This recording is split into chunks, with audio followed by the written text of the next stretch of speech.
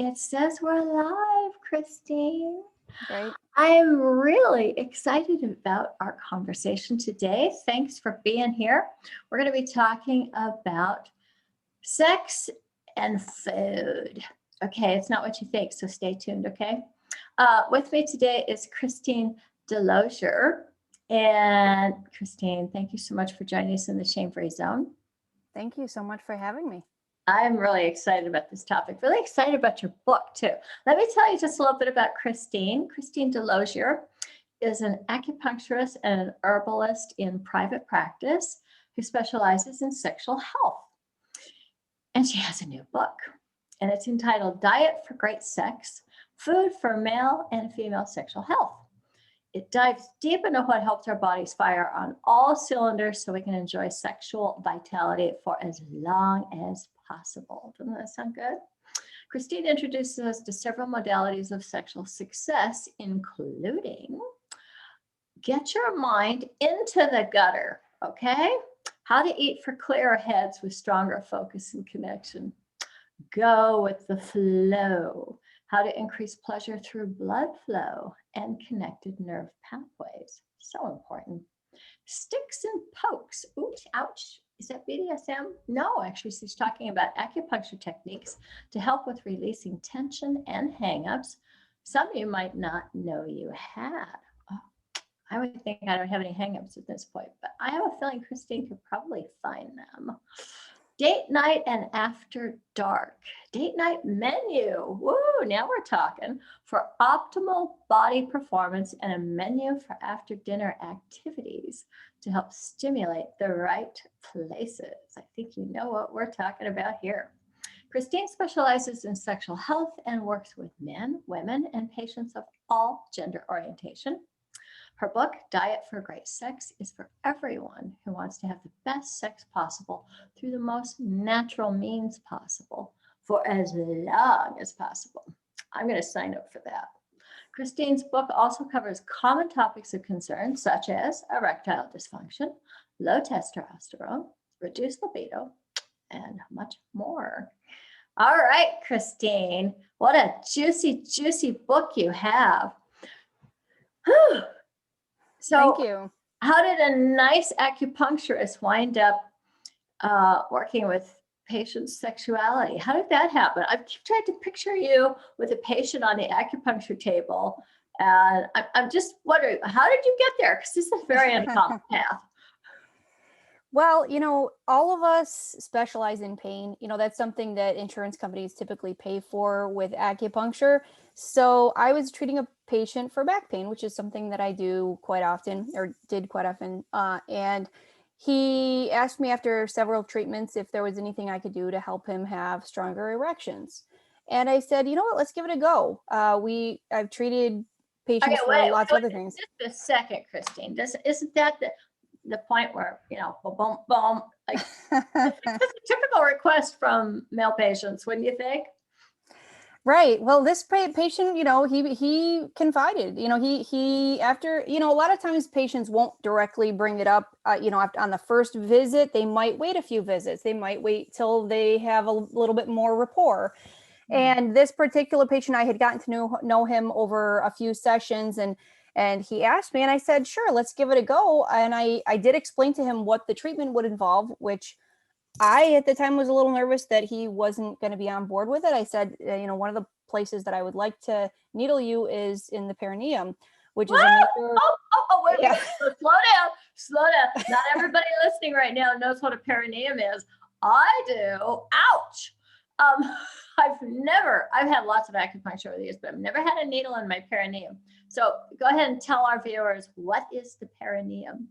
So the perineum is the area, in males, it's between the testicles and the anus. And in females, it's between the vagina and the anus.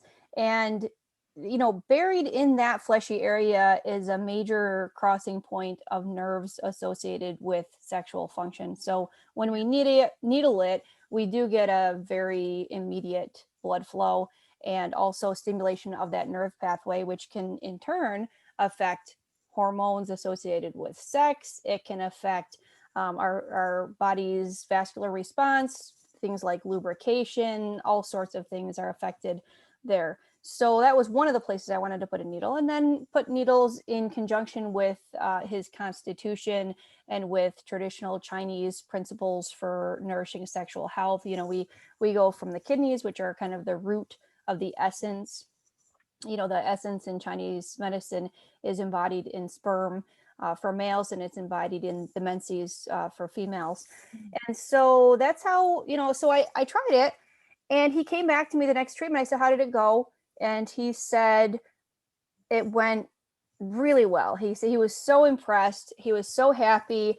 And it made such a difference for him and his wife. And he, you know, then I treated a few more patients after that who also got really great results. And I said, you know, this is something that, this is a really valuable benefit for couples. You know, this has the potential to really improve their relationships, improve intimacy, and it brings value to people's lives. And I decided to specialize in it because that's something that can be difficult to treat. Helping people have stronger erections, you know, people go to any lengths to try to do that. And so something that's effective without pharmaceuticals, great. You know, people get excited about that. Well, I don't have any erectile issues. Just to be clear, as a sexologist, I want to say that clitorises get erect. So mine has plenty of blood flow, but I'm still really curious about this perineum acupuncture. Is that common? Are there lots of acupuncturists doing that? Because like I said, I've probably seen a dozen acupuncturists over the last 30 years, and nobody's ever done that to that part of my body. Yeah, not a lot of people even needle that area. It's a point, you know, that's used for all sorts of things besides sexual function as well. But no, a lot of people don't, not a lot of people specialize in sexual health. You know, we have people specializing in fertility all the time, certainly pain conditions, sports, you know, sports medicine, that sort of thing, but not sexual health. So yeah, it's not something that a lot of people do. Well, bravo to you for being so brave and on the cutting edge. You know, in your book, you talk about the trifecta of sex. That's an interesting term. Can you help us understand what you're talking about? I sure can. So when we think about great sex, you know, we think about mood, we think about the right person, we think about all these psychological factors, but great sex from a physiological perspective is when our nerves are firing strong, rapid signals to and from our genitals. It's when our blood vessels are delivering adequate blood flow. And like you said, that's not just for male sexual function. We all know that males need it to have an erection, but in order to have lubrication, in order to have an arousal response, in order to have an orgasm, we need adequate blood flow as well. And women who have better blood flow have more sexual satisfaction. You know, the female, and I say female to relate to the, you know, biological status of a female's body. But that can, Talking about penises and vulvas. Exactly. So, and then the third component of that trifecta is balanced sex hormones. So the connection is that food affects this entire trifecta. You know, we affect this with acupuncture for sure, but food very much in the short term and the long term, it affects blood flow, it affects our blood vessels, it affects the balance of our sex hormones, and it affects the status of our nerves and how quickly and strongly those nerve impulses are. That directly translates to pleasure. So speaking of pleasure, a lot of people derive pleasure from their food. And as soon as you start talking about how diet's going to impact any part of their life, whether it's their sleep or their sex or their productivity or their brain, in my experience, people a lot of times get pretty defensive and say, well, you know, I have a very healthy diet. So I know I know I used to think I had a really healthy diet. Whatever diet we're on, we usually think it's the healthy diet.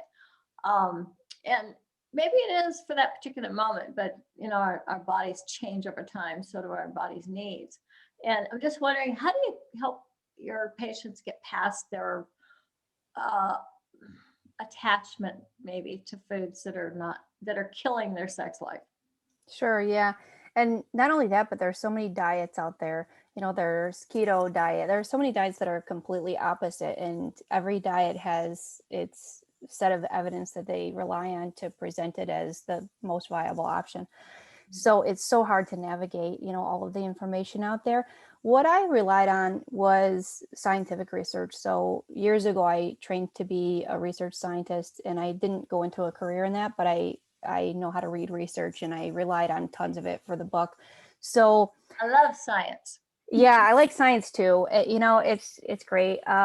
So I just relied on that. There are tons of studies on blood flow following even a single meal, and then following a particular diet, dietary choices. So lots of evidence out there, and there's very simple things. Most diets, whether you're in, the keto camp or plant-based or any of those, most will agree that we want to be eating a lot of leaves, for example, a lot of vegetables and things like that. Even when you get into something like fruit, most diets agree that fresh fruits and vegetables are good for you. So there's a lot of common ground, and we can take a look at some of those particulars and say, okay, well, this is why this is good for your sex life. So if you take something like potassium, for example, it's something that human beings used to get about 10 times as much potassium in their diets as sodium. Now we get about 10 times as much sodium as potassium, and that wreaks havoc on our blood vessels. We know this from a lot of research. We can measure blood flow following a potassium-rich meal, and we can see that there's more blood flow. We can see that our blood vessels are more elastic, and they're more able to respond to sexual stimuli, for example. So we know that potassium is good. And where do we get potassium? So surprisingly, with how important it is for our bodies, you would think there would be a longer list of potassium-rich foods. It's not a big list. We're talking about leafy greens. We're talking about potatoes, yams with the skins on them, because about 40% of the potassium is in the skin. Talking about squash, mango, and oranges are probably the most common foods with those in it. But and bananas. Bananas, exactly. Yeah. Each of those has about 20% for, a certain, like a potato, a medium-sized potato has about 20% of your daily potassium. A banana has about 20% of your daily potassium. Most of us don't get enough of it. And not only that, but our kidneys have to flush out some of that potassium to deal with all the salt that we take in. Right. Which is another incentive to cut down on the salt. Yep. Oh, so less salt, better sex. Well, absolutely. So a high salt meal was shown in research to stiffen blood vessels measurably within 30 minutes of eating it. Okay, now people are going to get confused, and they're going to think a stiff blood vessel would translate to a stiff penis. So clear that up right now. Okay, stiffer blood vessels, less elastic, not as able to deliver blood flow. So you get actually a reduction in blood flow when you have stiffer blood vessels. What we want are nice, elastic. We want that the walls of our blood vessels to be in top shape to deliver blood flow to our genitals. Absolutely. So flexible everywhere else means stiff where it counts. Absolutely, yes. So let's dig into the science here. So you told us about potassium. What other things can you tell us about how diet impacts our sex life? Diet affects this entire trifecta of great sex. It affects all the things that we talked about. And, we know that in the long term, things like eating less fat and higher fruits and vegetables, more antioxidants, is going to definitely speed up nerve conduction. We know this from lots and lots of studies. For example, studies with people who have type 2 diabetes, for example, one of the common side effects of that is reduced sexual pleasure, reduced sexual function for males and females. But when patients were given a high antioxidant diet, where you have lots of fresh fruits and vegetables, nerve conduction sped up and nerve strength sped, which translated to higher sexual satisfaction for these participants. So we know you just give people more antioxidants, they will have better sex in the long term. Fresh fruits and vegetables. Yep. And then you have things like, one of the best things that you could possibly eat for great sex is leaves. If you look at other primates, you see them sitting in trees eating leaves all day long. And we are primates as well. Leaves have this amazing ability to, again, affect this whole trifecta of great sex. It affects all three of those factors. First of all, it has phytonutrients which reduce cortisol levels. Cortisol is something that, it's a stress hormone, and it interferes with optimal testosterone. So it can really sabotage our testosterone, which is important for high libido. Mm. Leafy greens also contain tons of antioxidants, which again will speed nerve conduction, and it will protect blood vessels as well. And so it speeds nerves, it optimizes sex hormones, and it also improves blood flow rather. Let's Oh, start with the trifecta one more time, just sure. so anybody who tuned in late. The Sure. trifecta of sex is hormones, Blood flow, and flow. nerves, just how quickly our nerves fire to and from our genitals. And another thing that leafy greens have is they're a naturally nitrate rich food, which basically, if you think this doesn't make a difference, consider this. So nitric oxide is what allows us to our blood vessels to deliver, it dilates blood vessels basically and allows more blood flow. That whole pathway is what Viagra operates on. When you eat a single serving of spinach, and they test the amount of nitric oxide in the body, it's 8 times that. So they did one study, for example, they gave participants one single serving of spinach, tested their salivary nitrate oxide levels, and they were 8 times what they were at baseline. So that's just one meal. Well, that says something about Popeye, doesn't it? Yeah, exactly. No wonder Olive was hanging out with him instead of Bruno. Well, so can you help us understand how diet impacts women's sexual function in particular? Because I know a lot of women may not understand that they need a lot of blood flow, and there's so much focus in the culture on male erections. That's why we have Viagra and almost nothing for women. So help us understand why women want to pay attention to this too. Well, why don't we talk about Viagra for just a second? If you want to see how important it is for female blood flow, sexual satisfaction, take a look at some of the studies that they've done on female response to Viagra. Females who took Viagra had improved sexual satisfaction as well, easier, more clitoral sensitivity, and easier climax. And that's because of that increased blood flow. Because first of all, we can't have lubrication without blood flow. Lubrication is something that comes secondary to blood flow. Even our whole entire arousal response is dependent on blood flow, and blood flow even makes the clitoris more sensitive, and it affects orgasm as well. So more blood flow means more sensitive clitoris and just generally overall more pleasure. One of the biggest complaints with females is having a hard time climaxing. So, if we can make that a smoother process, and put less pressure on that, because a lot of times females do have a lot of pressure in the bedroom, both for their partner's ego and for themselves to climax in a reasonable amount of time, which of course reasonable for males and females is completely different, and a lot of people don't recognize that those two are completely different things. But it is an issue for a lot of couples.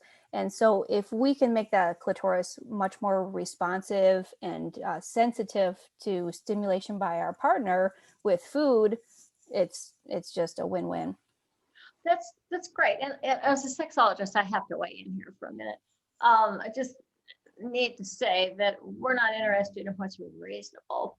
We definitely want people to be joyful and happy. And just like I think a lot of men have performance anxiety, that's why they want to have that rock hard erection, because they are trying to, kind of fulfill some image they have about their virility.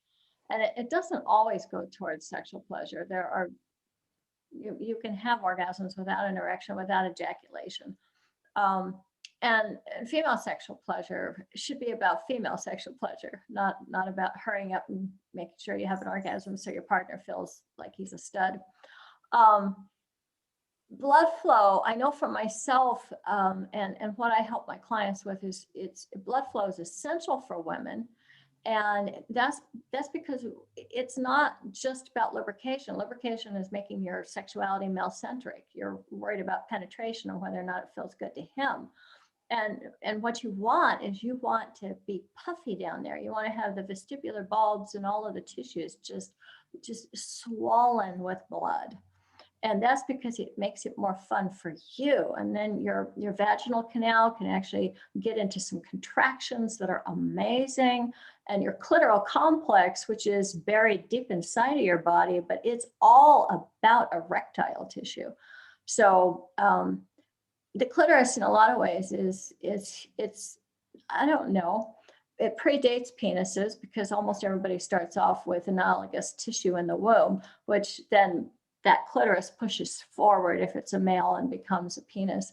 So I just want to stress that blood flow is essential to all of us, regardless of what kind of genitalia we have, and our pleasure needs to be about our pleasure. And if you start with your pleasure, then you can extend that out to a partner as well. Thanks, Christine, for letting me weigh in on that. Just Absolutely. add to as a sexologist here. Yes, yes. I'm dying to know what your diet plan is. So, so there are a lot of different components. What the diet plan focuses on is solely things that have scientific evidence to back them up. But if we were to look at it generally, it would definitely be more fresh fruits and vegetables, because they're so rich in antioxidants, because of the things we talked about with leaves, that sort of thing. And it's lower in fat, a lot lower in fat. And, things like nuts, things that basically bring a lot of nutrition to the table, vitamins and minerals, which are all really important for this trifecta, if you will, of great sex. And so it depends, of course, every patient that I work with, we kind of, we talk about where they're at and what kind of changes they want to make. Do they want to make some simple dietary changes? Do they want to make some drastic changes? And we kind of go from there. But one of the first things that I suggest is transforming your lunch. All of us want to have pleasure with eating. We want to be able to socialize with our friends and family in a way that's, not completely miserable, with some of the really restrictive diets. So one thing I like to suggest to patients is to change your lunch every day when you go to work. Have a big, huge leafy green salad, throw in some cruciferous, and then have either a yam, a baked potato, or some squash with it, which are those high potassium foods. So you're getting your potassium from your leafy greens. You're also getting a ton of phytonutrients. You're getting high magnesium. You're getting zinc. You're getting vitamin C. You're getting all these things that are really important for nourishing all those structures associated with great sex.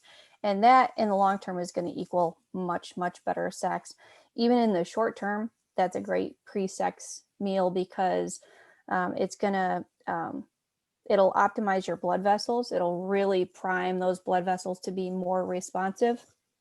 And another thing that we think about in terms of the short term is we think about our sex hormones.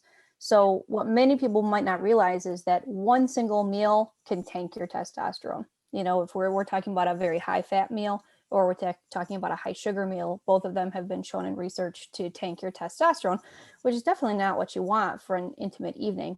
So if, you can have, so maybe you just make different kind of choices. Instead of, the steak, you might choose just the little lentils, and you want those foods that'll optimize blood flow without tanking your testosterone. And Christine, I went through the recipes in your book. Now I haven't tried them yet, but they're really great. They're just really great, super healthy, delicious looking. I haven't, like I said, tried them yet. But I'm just really, that was one of the reasons I want to interview you, because I was just really excited about the recipes that you're putting out there. And I eat about a pound of greens a day, and raw greens. So I start off with a smoothie bowl and I end my day with a huge, huge salad. So, Right. and can I interrupt you for just a second and tell you, yeah. I can tell your skin is amazing. It's Oh, absolutely amazing. And that's one of the benefits of all those leafy greens, is that it's just absolutely wonderful for skin. well, thank you. Thank you. And I also have a rockin' sex life too. Oh, So, well, yeah, that even better. yeah. So, well, and that brings me to a question I'm sure is on the minds of the viewers right now, which is, how do you know this stuff works? I mean, I know I might be excited about a pound of greens today. You might be excited about having a huge salad with yams on it and lentils, but how do we know this stuff actually works? Oh, there's a ton of science to back it up. That's, so my goal with the book, I wanted it to be smart, funny, and to deliver a lot of really useful information. And every single recommendation in the book is backed by scientific research. So I reviewed hundreds and hundreds and hundreds of studies, clinical and epidemiological research, just to find out what actually works, what actually has science to back it up. So I've tested it with my patients and I've tested it myself. So I know that it works in the clinic, as well as, the research studies that I've seen as well. And I'm going to assume you've got a great sex life too. I'm lucky that way. I am. Well, it's not just luck. I mean, I actively try to have a great sex life, but I must say I do. I really do have a good sex life.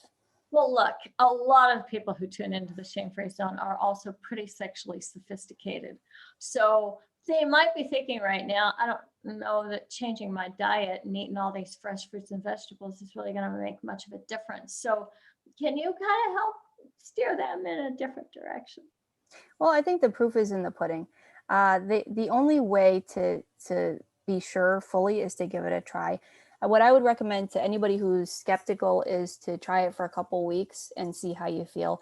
Actually log your sexual experiences on a diet that is, in accordance with what science says, and see how it goes. I mean, it's in accordance with what science says, but it's also in accordance with, what we can see out in the wild. One of the questions that I've always had is, human beings, we've lost our way in terms of instinctively eating what's good for us. Other animals seem to know what they should eat.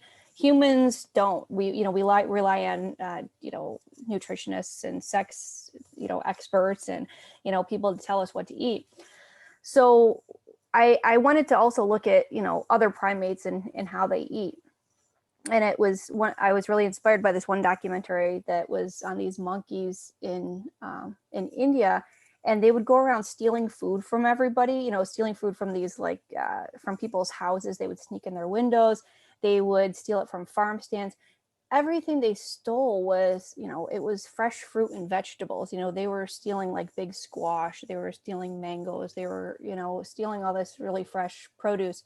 And when you look at other primates in the wild too, we know a lot about what they're eating. I mean, and we're primates, so we know as a general rule, they're having a lot of good sex, and they're eating a lot of leaves. They're eating a lot of berries. Those are a couple good standards right there.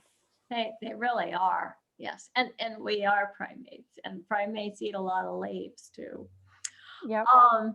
So a lot of people might be wanting to know, like, okay, all right, Christine, I'll try your plant-based dinner. But is that going to affect the sex that I have that night? How long do I have to do this before I see some results in the bedroom? So I would suggest, okay, first of all, I would say, one, it depends on where you're at baseline.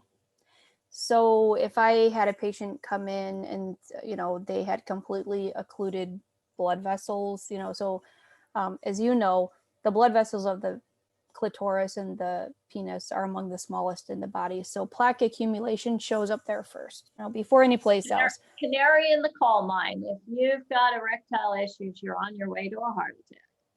Exactly. So you have somebody who has blood vessels that are completely occluded. I wouldn't expect, that say that one date night menu is going to have as dramatic of an effect as somebody who still has decent blood flow, in those blood vessels. So it depends on your baseline. But for somebody who's, cardiovascular wise, relatively, in decent shape, it's going to be one meal is going to be a subtle improvement. And I've kind of tested that both with myself and with my patients. And I said, okay, what did you think? What did you think of this date night menu? I mean, we know, I saw the science already, so I know that they're getting a better blood flow from that one meal.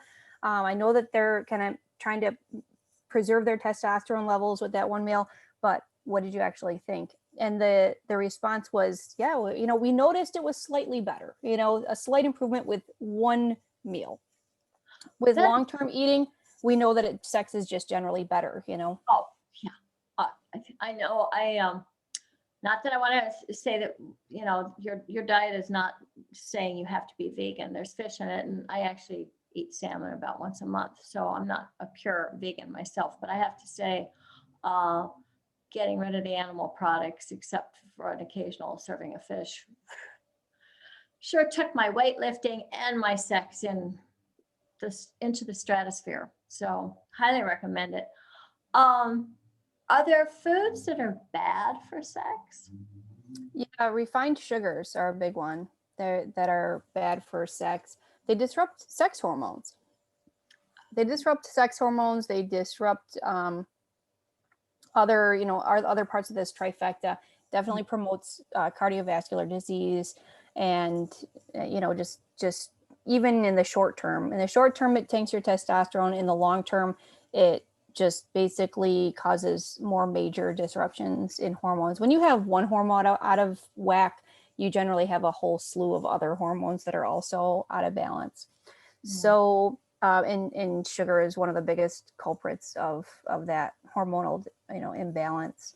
Let me see other foods. Yeah. So the biggest three that I would say to avoid are salty processed foods, higher fat foods, and high refined sugar. We're not talking about fruit sugars, but these simple refined sugars. So when we're getting a meal in a box, which is the most convenient, it's like double punch to our sex life. It has high fat, it has high sugar, it has high salt.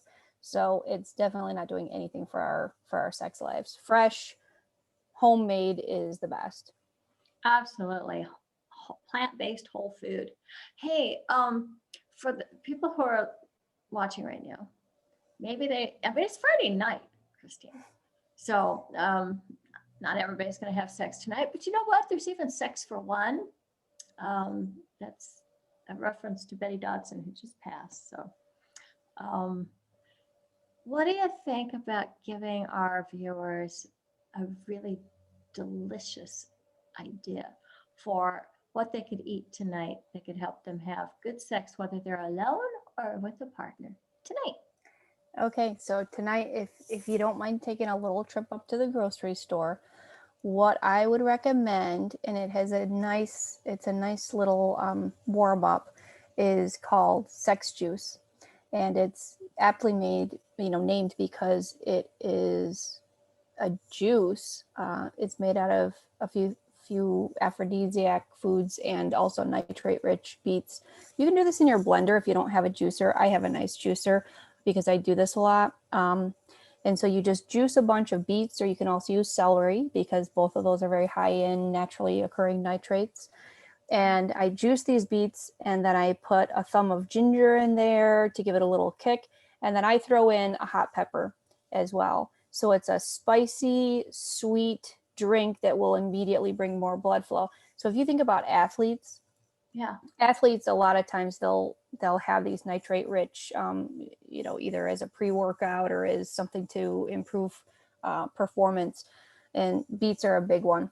Another one, celery, beets, these are all pre-workouts because they improve the way your body utilizes oxygen, and they also immediately bring more blood flow to your muscles and again to the penis and clitoris as well. So this is a great little sex warm-up for sex for 1, sex for 3, 4, however many you want. Right?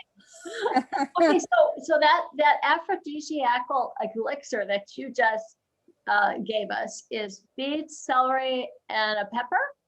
It's actually beets, ginger, and a pepper. But if you don't have beets or you don't like beets, use celery instead. Okay. Celery, ginger, and beets. Woo! Wow. Okay. Christine, you are so much fun, and I'm really hoping I'll post this to my YouTube when we're done. I'll put all the links and where they can get your book. But let's make sure for those people who are live with us right now that they know how to get your book and also how to contact you if they want your coaching and advice. Sure. My book is on Amazon. It's Diet for Great Sex, and my name is Christine DeLozier.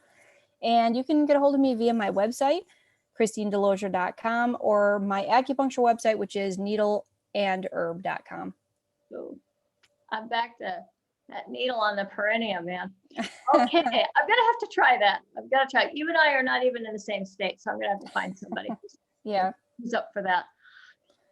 I always like to ask, what's the question I didn't ask that you wish I had? Oh, that's a good one. That's a really good one. Well,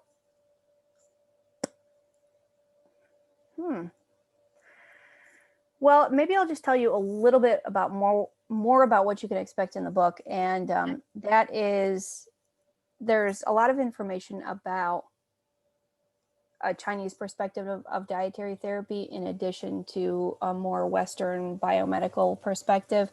So it's all based in science while honoring the wisdom of traditional Chinese medicine, because Chinese medicine is so brilliant. It really is. Before the use of microscopes and x-rays and microbiology, they had all of these really sophisticated ideas about the human body and how it works. And so there's a lot of information in that.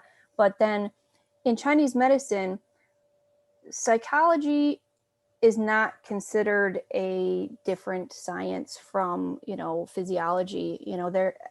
Our mind and our body are completely considered to be inseparable, and you treat both the emotional and the physical all at once. They're inseparable.